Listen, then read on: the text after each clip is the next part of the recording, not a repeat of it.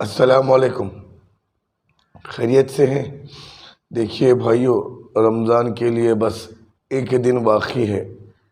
اب ایک دن بعد رمضان آ جائے گا تو ہم نے اس کے لیے کیا تیاری کر رکھی ہے۔ جب ہم کوئی چیز کی آتا ہے تو اس کے لیے کچھ تیاری کرتے ہیں۔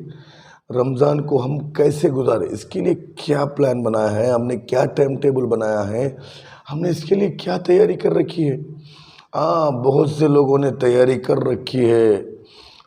بہت سے لوگ اپنے بزنس کی، تجارت کی تیاری، اپنے مال کیسے بڑھانے کی تیاری، اپنے مال کہاں بڑھائے، مال کہاں پہ لگائے تو مال بڑھے گا، کون سے پروڈکٹس پہ لگائے، کپڑے کہاں سے لے، چپلوں کی دکان کھولے یا کپڑوں کی دکان کھولے یا کھجور کی دکان کھولے یا سموسوں کی بنڈی ڈالے، یہ سب پلاننگ چل رہے ہیں۔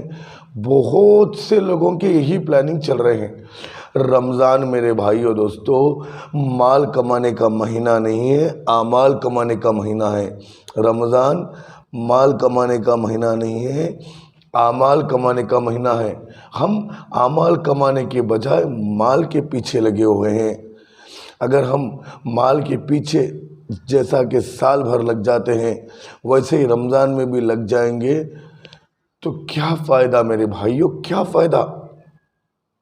رمضان میں ایک ایک نیکی کا بدلے اللہ 70 نیکیوں کا ثواب دیتا ہے۔ 1 روپیہ خیرات کریں گے تو 70 نفل فرض کے برابر ہو جاتی ہے، اور فرض 70 فرض کے برابر۔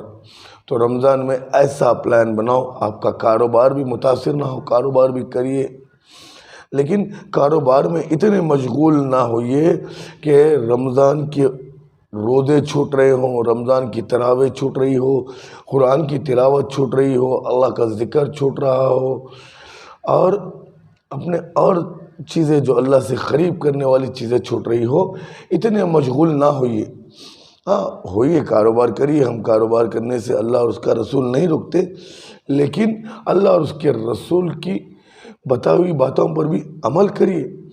ایک ٹائم ٹیبل بنا لیے کہ فلاں نماز کے بعد اتنی 1 پارہ پڑھنا ہے، فلاں نماز کے بعد درود شریف پڑھنا ہے، فلاں نماز کے بعد ذکر کرنا ہے، فلاں نماز کے بعد اللہ کے نام سبحان اللہ الحمدللہ جو بھی آپ کر سکتے ہیں ذکر کریے، فلاں نماز کے بعد یہ کرنا ہے، یہ کرنا۔ ایسا ایک پلان بنا لیجئے۔ جب آدمی ایک پلان بنا لے گا تو پلان پہ چلنا اس کے لیے آسان ہو جائے گا۔ اب ایک دن ہے، اگر ہم بیٹھ کے آج پلان کر لے، آج جمعہ کا دن ہے، اگر آج ہم پلان کر لے تو کل انشاءاللہ اگر اللہ نے چاہا تو کل کی شام سے رمضان کی آمد ہوگی، کل مغرب سے۔ شیطان تو قید ہو جا رہا ہے، لیکن میرے بھائیو دوستو شیطان قید ہونے کے باوجود بھی لوگ اچھے عمل کرنے کے لیے نہیں آ رہے۔ وجہ کیا ہے کہ انہوں نے پلان نہیں بنایا۔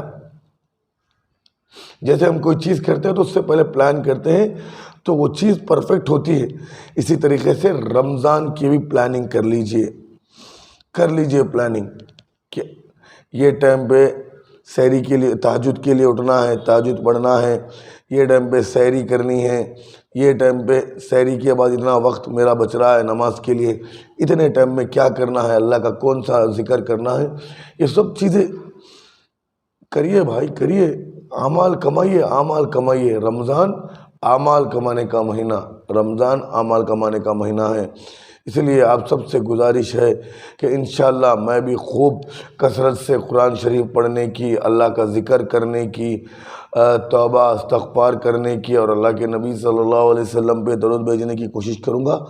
آپ لوگوں سے بھی گزارش ہے کہ کثرت سے اللہ کا ذکر، قرآن کی تلاوت، توبہ استغفار اور حضور پاک صلی اللہ علیہ وسلم پہ درود بھیجیں۔